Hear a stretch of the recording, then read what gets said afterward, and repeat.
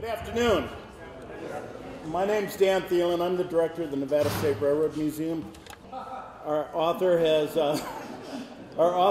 signed a few books. They're up front. If you'd take a moment to silence your cell phones, I'd sure appreciate that. We're very happy to welcome Stephen Drew back to the museum. He was the senior curator at the California State Railroad Museum for many years and is probably the leading historian on the Virginia and Truckee Railroad. He is as much of the fabric of this museum as he was at California State Railroad Museum. We're very pleased to have him. Assisting him with some smart alecky comments will be Chris DeWitt, and we're also quite happy to have him. He led the restoration, he and his crew led the restoration of the Glenbrook, which is what we'll be talking a little bit about today. It's steamed up. Take an opportunity to look close at it. It's just a stunning, stunning piece of work, and we're so happy to have it. Stephen?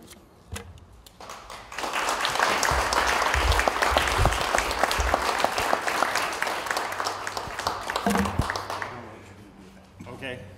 I guess I should for the videographer here. You can just leave that right there. Is that right? Right here? Yeah. Testing 1, 2, 3. If elected, Thank you very much, Dan. It's a real pleasure to be able to be with you today. My wife Beverly is with me, and we had a delightful trip. We came over last night trying to do what we can to help the economy of Carson City. Always look for opportunities to do that. It's a real pleasure to be here at the museum. I've been a visitor and watched this museum grow. I started as a consultant to the state of Nevada on this museum in 1974. And you probably wonder, well, why did it take so long? But now that you look at it and see wonderful pieces like the Glenbrook, isn't it well worth waiting? And it's a great joy to be able to be here with you today to celebrate that. Before Chris tells you the heroics that he went through in order to return this engine to operation, they've asked me to talk a little bit about the locomotive. So I thought I would go ahead and read the 120-page report that I wrote because I think every word is just really exciting. But no, just very briefly, it's amazing that this locomotive is still in existence today. I mean, the folks who ordered this and saw it run 140 years ago, they probably never had a clue that it would be in a museum, a revered locomotive with significance not only from a state standpoint, regionally, but even nationally. This locomotive has significance as one of the earliest and well-preserved examples of its class anywhere in the United States. And you should be justly proud of this treasure that you have here at the Nevada State Railroad Museum. You know, the story started in California with the gold rush in 1848, 1849. In Nevada, it started, as you well know, in 1859 with that darn blue stuff that they were finding at Sun Mountain or at the base of Mount Davidson. And a little bit of it was at the surface, but the majority of it, as you well know, was several thousand feet down. And so it wasn't just individual miners out there with a pan who were looking for gold or silver, but it meant large companies that had to be organized and stockholders and capital and going down several thousand feet in order to get the mineral content. And as a result of that, enormous quantities of timber were needed. They needed the timber as they took the ore out. They shored up the earth underneath there with big 14-inch square beams with square set timbering. So they needed enormous quantities of wood to do that. There was a demand for building lumber as well. And then the primary source of fuel was cordwood. Gradually, there were three principals who were involved in that wood business very early on. Certainly the Bank of California was involved owning a number of the mills and the mines up in the Comstock Lode. They mobilized their forces to get the Virginia and Truckee Railroad built that provided better transportation from Virginia City down to the Carson River Mills, connecting with Reno, bringing in lumber, as many of you know, to help with that need. But then there was a need to bring in even more timber because that was an insatiable demand for wood products. Very few of the mines actually had paying ore, but every one of them needed the wood products, the timber, the lumber, and the cordwood. And so there were three folks who were really identified very closely with that lumber business. It was William Sharon, who was the principal with the Bank of California, who was balancing all of these balls up in the air with the mines, the mills, and with the railroad. And he wisely said to H.M. Yarrington and J.W. Haney, Captain Haney, and Duane Leroy Bliss, he said, "You take hold of the wood business." And so it was largely those three gentlemen who had the vision and began looking, where can we get all of this wood? So they looked initially, of course, at the Carson Range, and gradually had their sawmills up in Ash Canyon. Kings Canyon had a flume. They had the Genoa Flume Company, so they're working as much as they can with the Carson Range. They exhausted that wood supply in the early 70s, so where do we go next? The next range, of course, is over at Lake Tahoe, and that's a Herculean task in order to cut wood at Lake Tahoe, to get it barged all the way over to the sawmills at Glenbrook, somehow get it up to Summit, Spooner Summit, and then into the flume, to Clear Creek Flume, to get it down on this property, on board the Virginia Truckee to get it up to Virginia City. But they did that, and it was a seamless kind of operation. It was just incredible. You probably couldn't do that given the EPA and the red tape that you'd have to go through today. You know, there'd be some obstacle or some endangered beetle or a frog or a lizard. You know, I mean, you just couldn't do it in this day and age. So it's incredible what they were able to accomplish in order to keep the Comstock going. And so their vision, as they moved ahead in 1873, they created a company called, pretty well the name says it all, the Carson and Tahoe Lumber and Fluming Company. And it was principally H.M. Yarrington, who was the general superintendent of the B&T, his good friend D.L. Bliss. Bliss had come from Massachusetts, was a banker up in Gold Hill, and Captain J.W. Haney. Haney was a Civil War captain and a very wealthy man, and he and Yarrington had about 20 different companies they were involved in wood. And the Ann Company was a silent partner, and that was Darius Ogden Mills. He was the money bags, and Mills loaned Yarrington and Bliss $30,000 each so they could buy their initial stock in the company. He bankrolled it, and then he was the silent partner. He ended up loaning the company over $300,000, which they repaid. And so the company went about, they had 4 sawmills at Glenbrook, and ultimately owned over 50 acres of property around Lake Tahoe, including a third of the shoreline.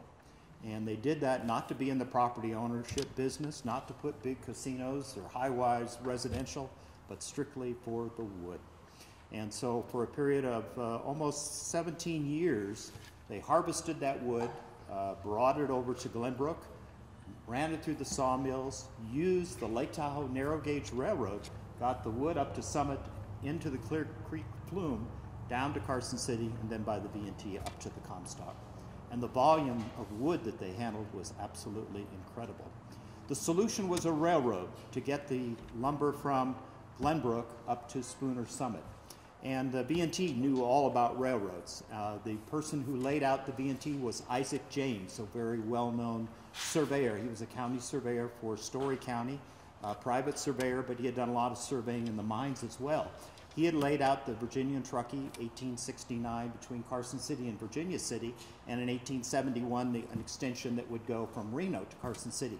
He laid out the Bodie and Benton Railroad, and he was the architect for the Lake Tahoe Narrow Gauge Railroad. And we have his survey notes. We have his map that shows the initial route. It was kind of a circuitous route because you're rising almost 2,000 feet in order to get from Lake Tahoe up to the summit of Spooner Summit. So it's a very arduous grade, over 2%, several switchbacks where you go to a dead end, and then back the train up, throw the switch, and then come up again. There was almost a 500-foot tunnel at the tail end. So there were 2 little diminutive locomotives that arrived here in Carson City in 1875, and we have the pleasure at looking at one of them right outside to your right. Built by the Baldwin Locomotive Works of Philadelphia, Pennsylvania, for about 60 days and $8,000, this is what you would get. And there was great pride in craftsmanship. It's an era when the majority of the money went not for labor, but for the materials. And when they got done, what did they do? This engine was going to run up in the forest. Very few people were going to see it. No passengers. But they were so proud of the engine when they were done.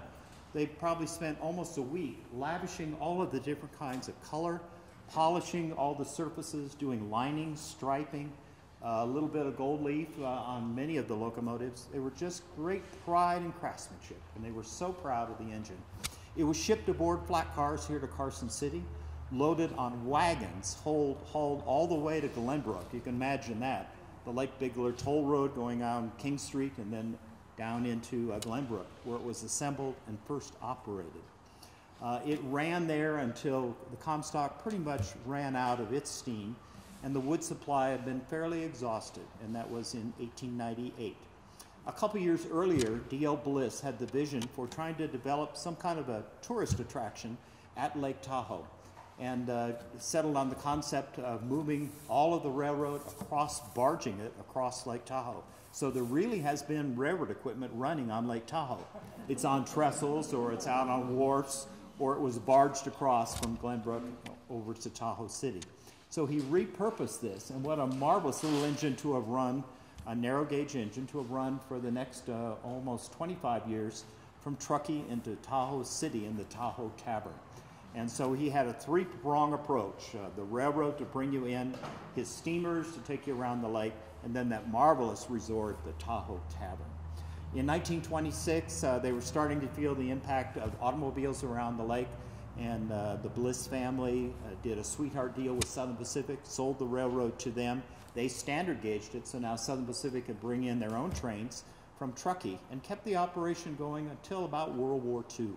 1942, the railroad was taken out, and the engine had sat idle at Tahoe City from about 1926. That was the last time there had been a fire in its boiler until it came to life here again at the museum. And in 1942, it was sold to the Nevada County, well, it was a little bit before that, about 37, sold to the Nevada County Narrow Gauge Railroad, Grass Valley, where it was used for spare parts to keep other engines going.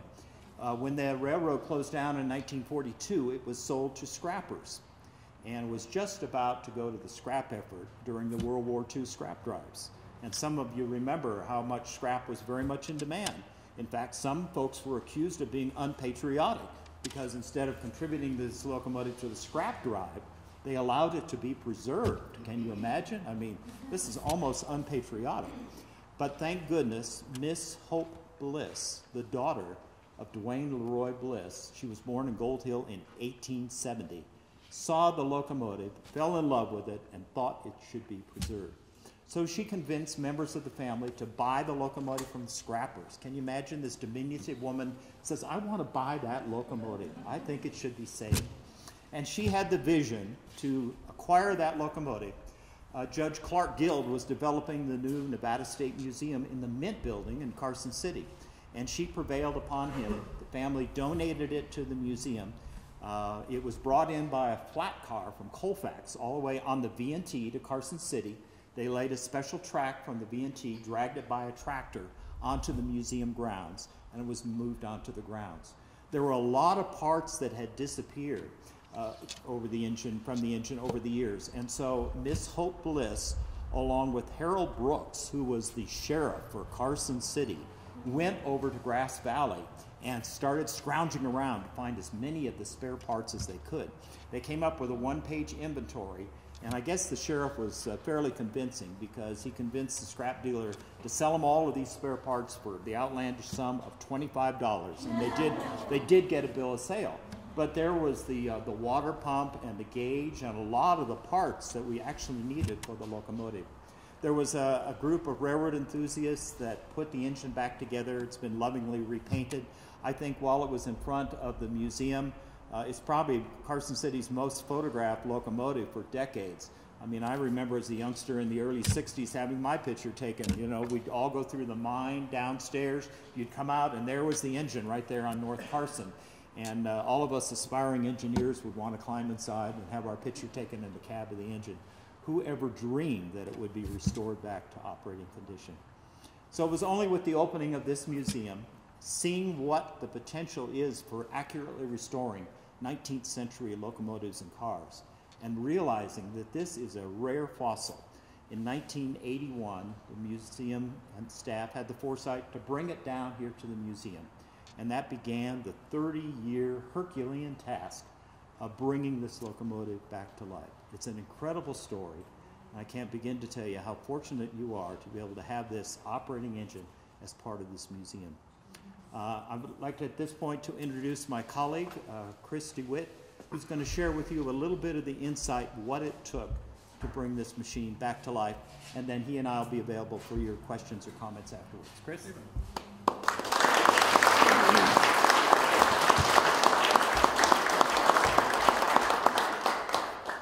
Thank you very much. I got to know Stephen in 1977. He was already an icon in rail preservation, well known. I was a young, cocky, iconoclastic individual, and seeing him as an icon, it was my job to make his life miserable. Slowly over the years, he has calmed down and come to accept me for what I am. And I would like to tell you what an honor it is for me, in my current position, to share a podium with Stephen, who is so well respected in the rail preservation business. Thank you. So, the Glenbrook. Yeah, we brought it down here initially with the intention of doing something clever with it, like making it run.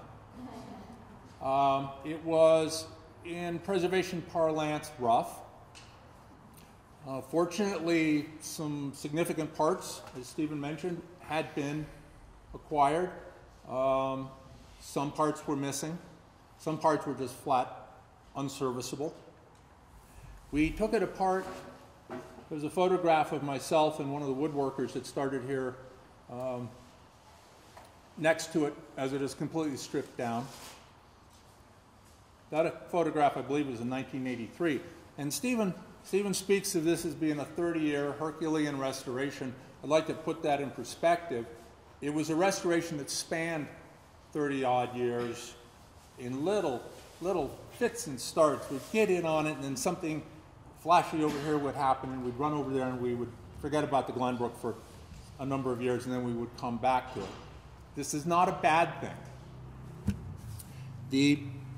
The maturing of the rail preservation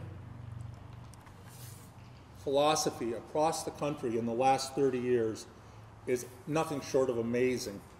In the 1970s, we had the luxury of discovering a piece of rolling stock in a barn somewhere associated with some railroad and dusting it off and sprucing it up and going for a ride with really no other intent than just enjoying the piece. And there was no real heavy preservation effort for many of these pieces. And then slowly over the years, we've come to recognize there are fewer and fewer of these barn finds, and their significance is actually much greater than we originally ascribed to them.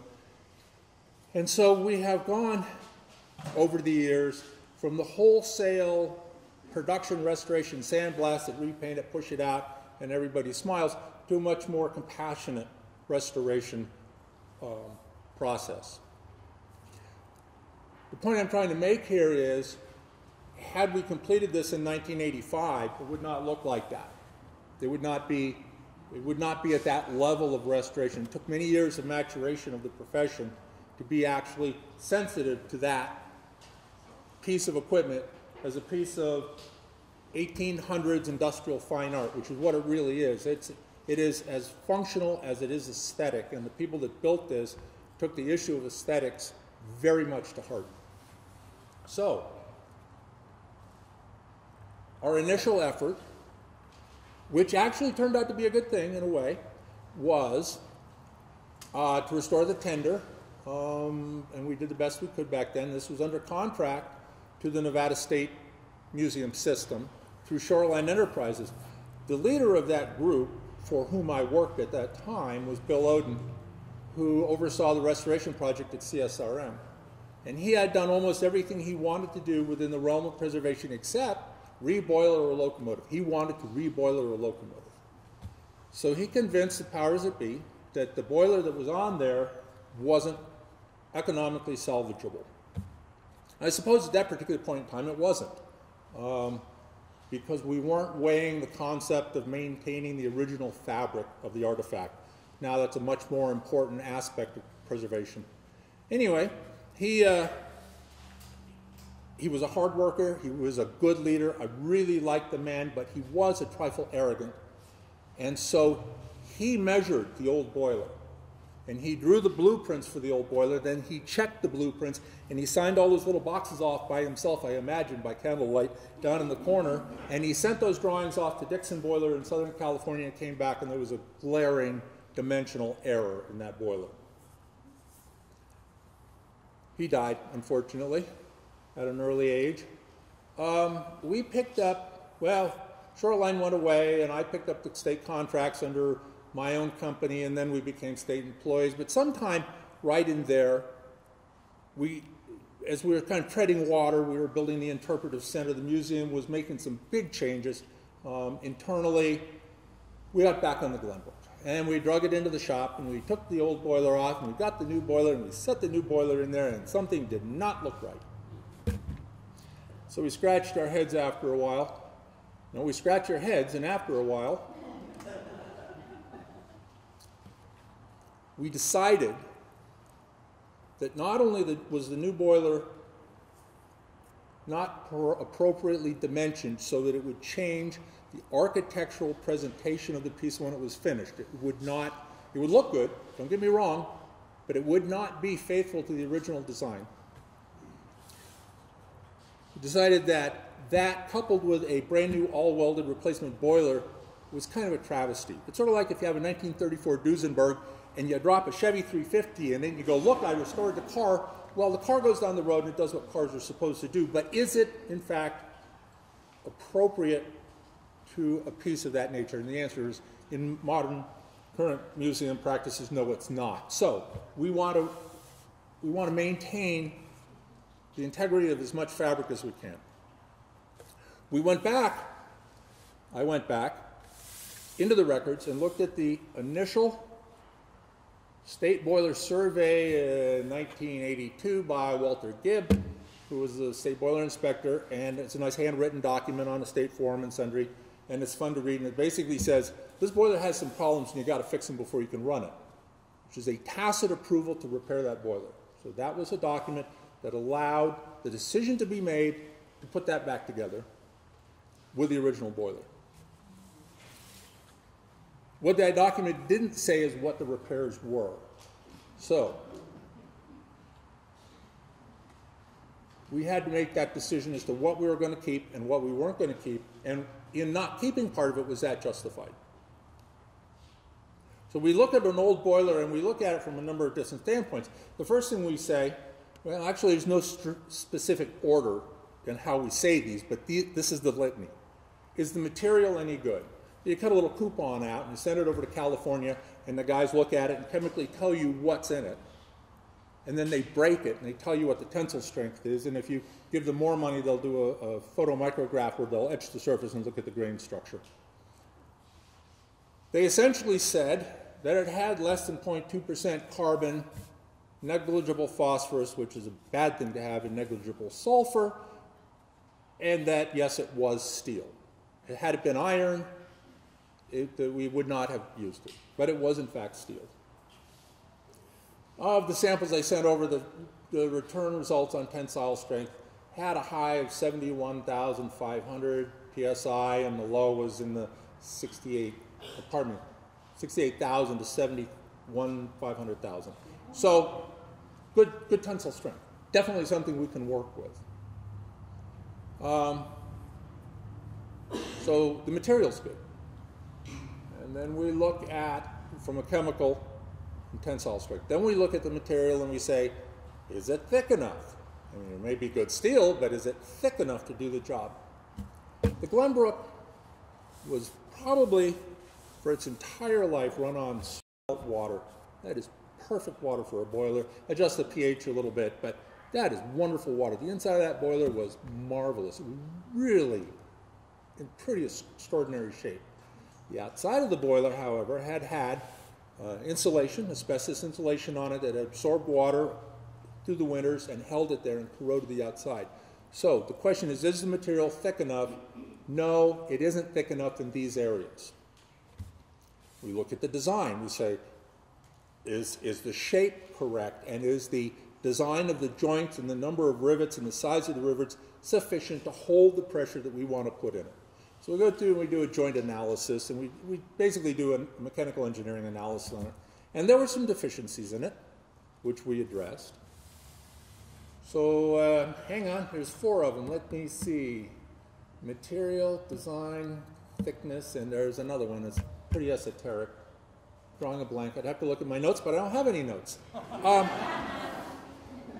So we determined that the front half of the boiler was not serviceable. Not particularly surprising.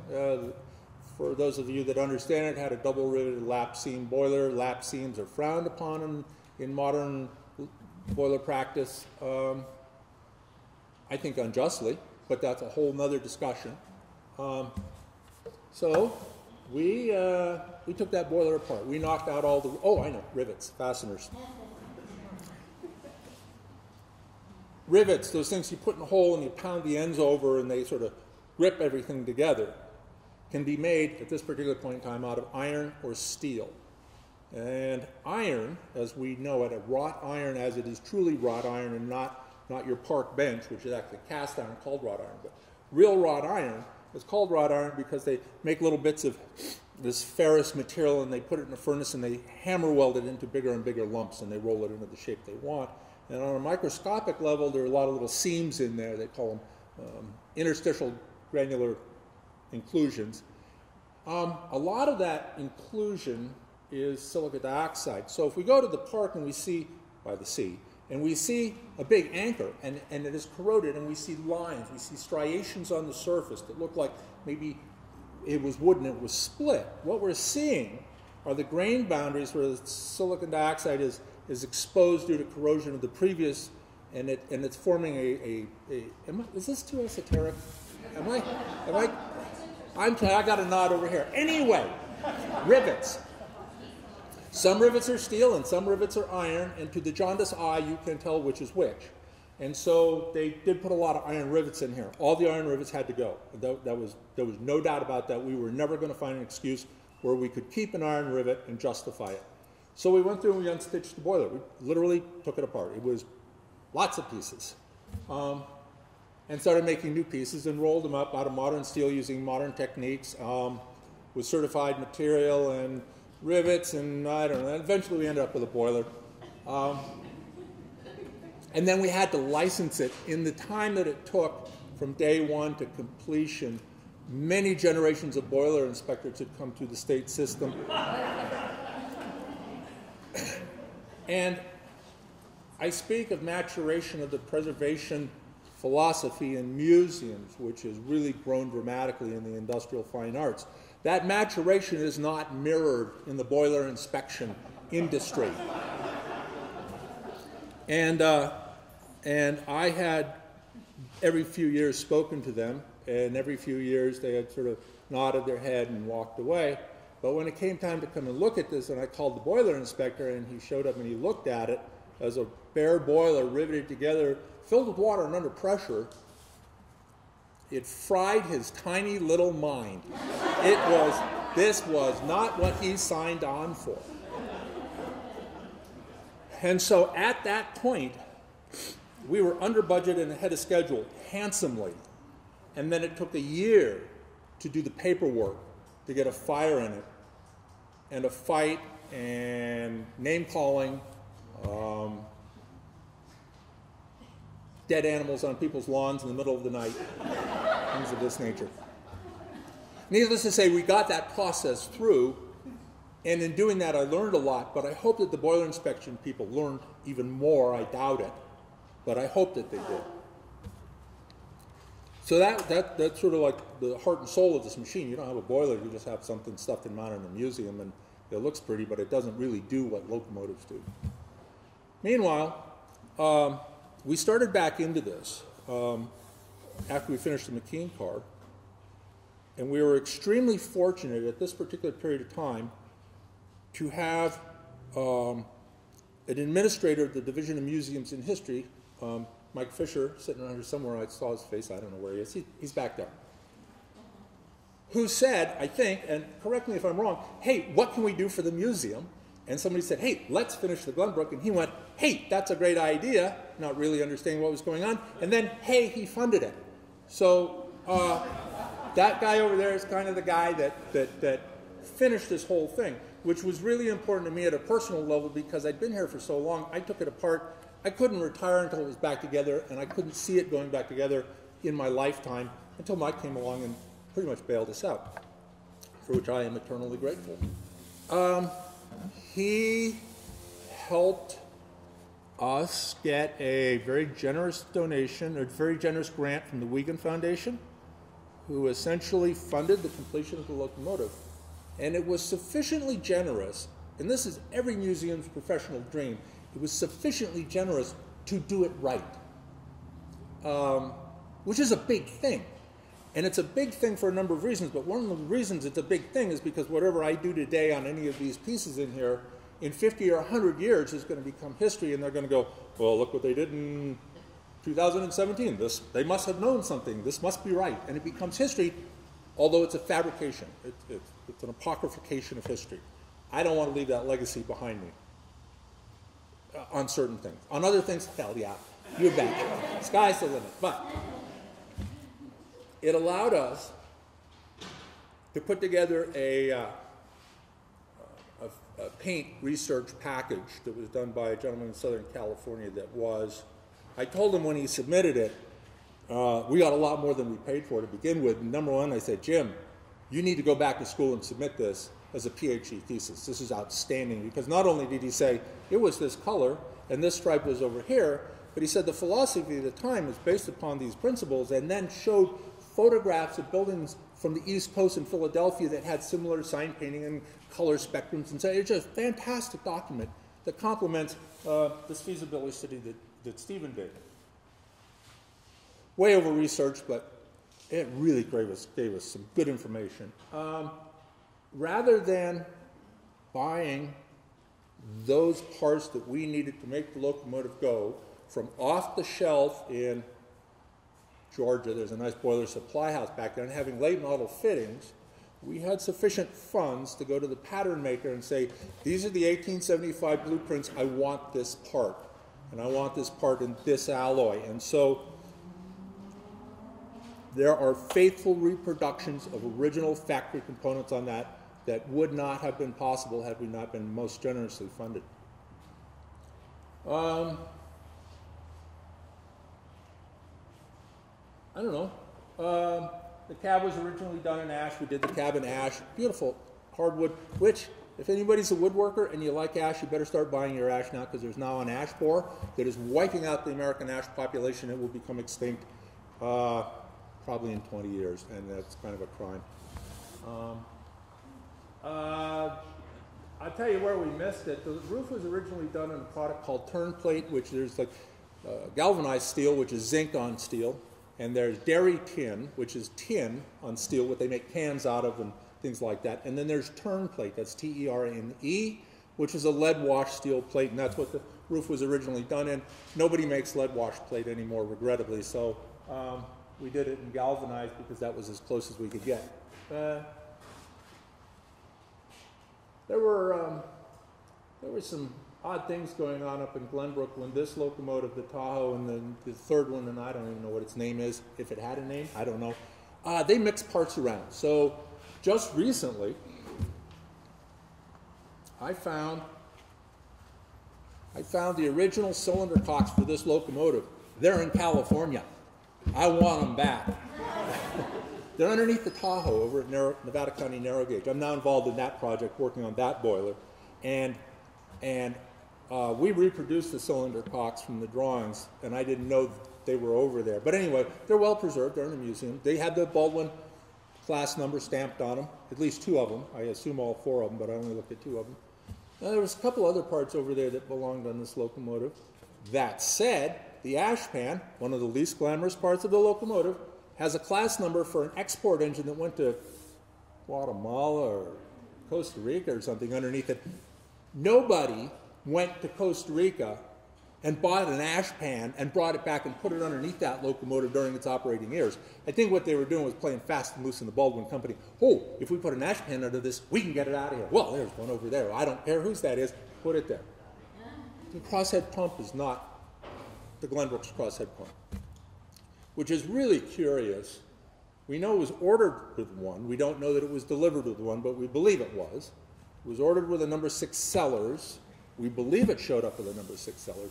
But they had a tremendous wreck, and they got a new saddle half, well, actually a whole saddle, the cylinders, if you will, from Baldwin, and put them underneath. And they have the extra order numbers underneath there, but I think the wreck was big enough to have damaged the yoke, the part that supports the crosshead pump. So they replaced the yoke, and then they wanted the pump on it, so then they drilled the yoke and put the pump on, and I don't know where they got the pump. I have not a clue. It may have come off the showroom floor that way.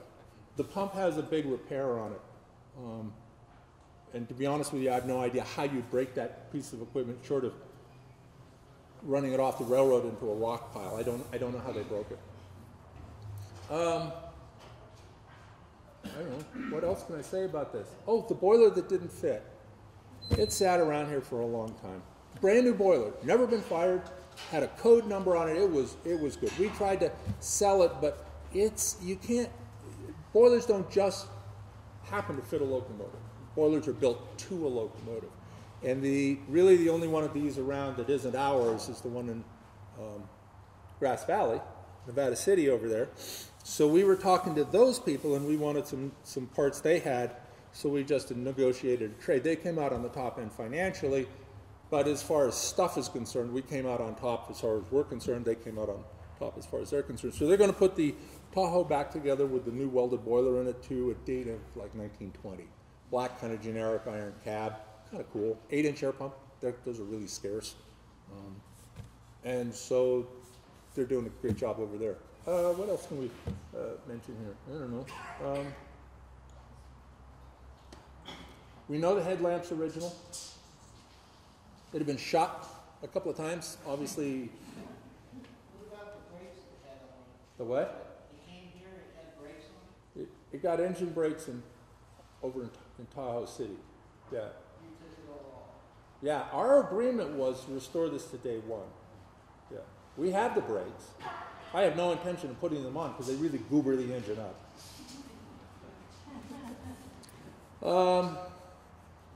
I think the question is, what are we going to do with it? I think that's a great question. Thank you for asking.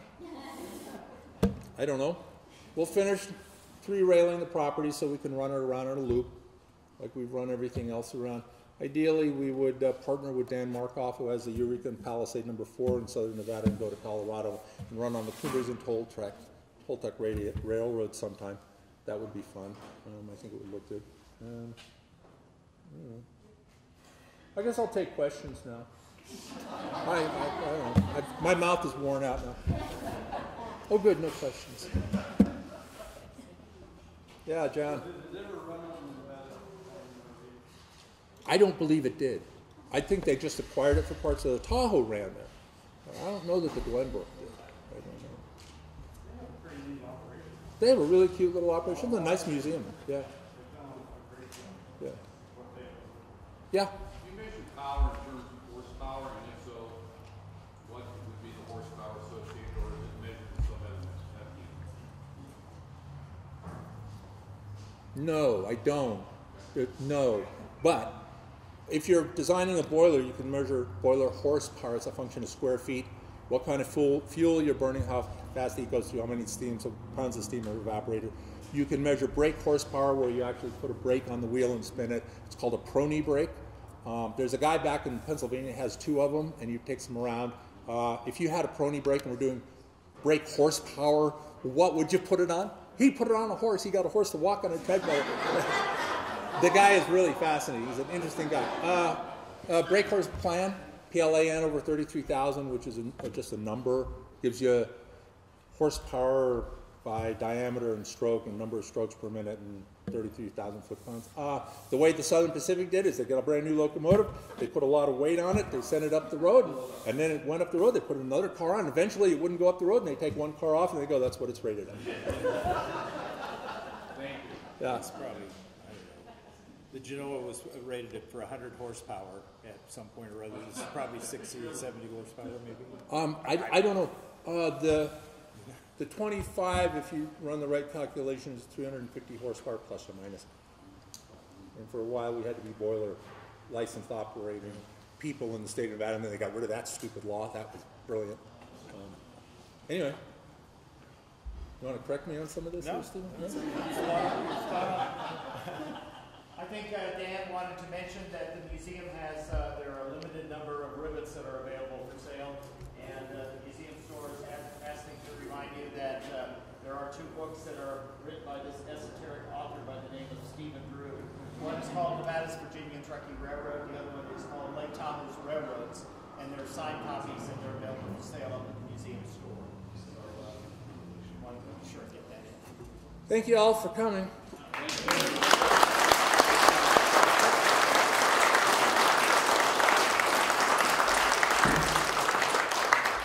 Again, thank you for coming.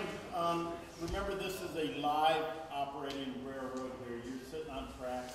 Do not trip. We're going to have the Glenbrook operating, well, until you guys are tired of looking at it today. So be sure to get a close-up look. And if anybody's really desperate to ride on it, just go over and ask. Yeah. Seriously, if there's a space up there, go for a ride. Excellent. We have in our museum store, we have just a very limited amount of actual rivets that were salvaged from the restoration of Glenbrook. You can find them up there. It's a very modest price, and the money that is received from this will help maintain and further our restoration. They are steel rivets, not iron rivets. That means they're safe. So, thank you again. We sure appreciate you coming out.